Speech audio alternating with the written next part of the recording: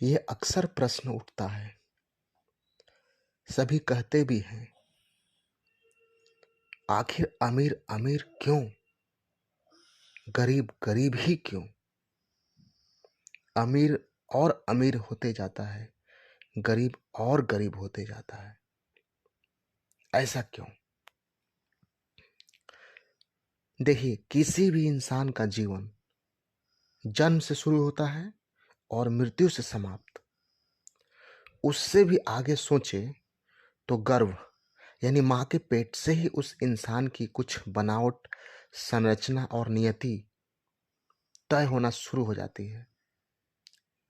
गर्भ ही उस भ्रूण का संसार होता है।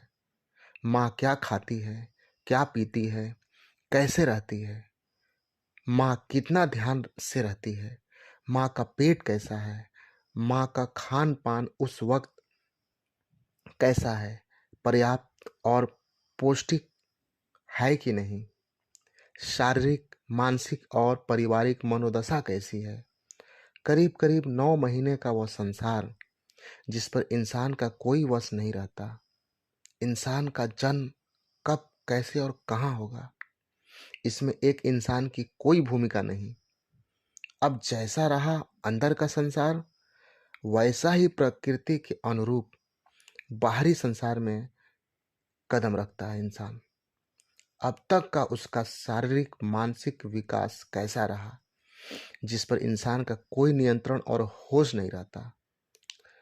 फर्स्ट ठिकाना माँ का पेट रहा और दूसरा उस माँ का घर, उस माँ का परिवार और परिवेश, आर्थिक स्थिति जिसके आधार पर बच्चा का ग्रोथ होता है और शारीरिक मानसिक विकास होता है, जिसके बाद उसके साथ जुड़ते संयोग से उसका आगे का रास्ता बनते जाता है। उधर से एक तरफ से कुछ प्रकृति के अनुसार होते रहता है, यानी बाह्य जगत में सभी क्रियाएं अपने गुण धर्म के अनुरूप कार्य करती रहती हैं। और इधर से यानी इंसान के अंदर शारीरिक और मानसिक गुण धर्म और प्रकृति के अनुरूप कुछ क्रियाएं होते रहती हैं और सभी का संयोग से भी प्रकृति के अनुसार कुछ होते रहता है। और अगर वो इंसान के पक्ष में हुआ तो भाग्य और विपक्ष में हुआ तो दुर्भाग्य बन जाता है। असंख्य संयोग योग के एक साथ घटने से कुछ होता है और होना चूंकि प्रकृति है, प्रकृति का नियम है। परंतु इंसान का फायदा हुआ तो अच्छा है और नहीं हुआ तो बुरा है, बुरा हो जाता है। इसी होने के क्रम में इंसान का अपना विवेक विकसित होते रहता है और धीरे धीरे सपने सजते जाते हैं, अनुभव जोड़ते जाते हैं। अनुभव और स्मृतियों के अनुसार इंसान जीते रहता है।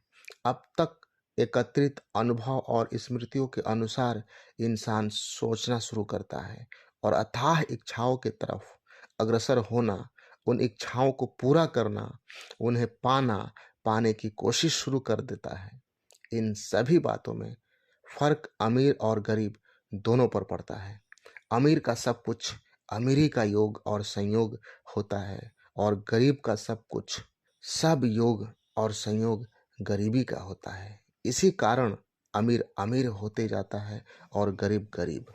कभी कभी कुछ संयोग किसी किसी गरीब के साथ भी अमीरी वाला हो जाता है, जिससे कभी कभी एक गरीब भी अमीर बन जाता है। और इसी तरह के एक गरीब के भी अमीर बन जाने के संयोग और योग के कारण कर्म को स्थान दिया गया है और कहा गया है कि अगर कर्म सही दिशा में हो तो ऐसे योग और संयोग और भी बनते रहेंगे और कोई भी अपना भाग्य खुद भी बना सकता है। क्योंकि जैसा और जिस दिशा में जिस तरह का कर्म होगा, उसके योग और संयोग वैसे ही उसी दिशा में तो बनेंगे या बनने की संभावना अधिक होगी। इस प्रकार हम सब अपने पूरे होश और ध्यान के साथ अपने प्रतिक्षण हो रहे सभी कर्म को पूरी ईमानदारी पूर्वक करें, कर्म करें। इसी पर इंसान का अधिकार है और सिर्फ वर्तमान क्षण और इस क्षण के कार्य पर ही इंसान का वश है, न पास्ट के कर्म पर, न भविष्य के कर्म पर। इंसान का वश है, इस वर्तमान के क्षण को जो प्रभु का वरदान है, इसका भरपूर उपयोग ध्यानपूर्वक, होशपूर्वक करें और सुख, आनंद, आत्मा और परमात्मा की अनुभूति करें, साक्षात्कार करें।